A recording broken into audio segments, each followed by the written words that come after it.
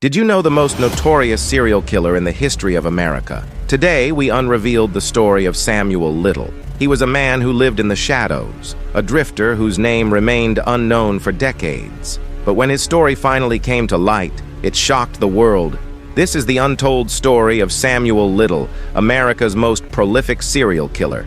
Samuel Little's reign of terror spanned over 35 years, from 1970 to 2005. His victims? Mostly vulnerable women, often marginalized by society. They were overlooked, forgotten by the world, but not by Little.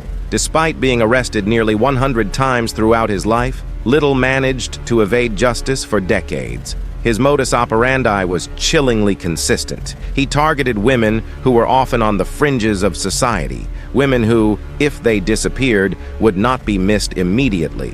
In 2012, Samuel Little was finally arrested on charges unrelated to the murders. But it wasn't until 2018, when he began confessing to the murders in exchange for a prison transfer, that the full extent of his crimes became clear.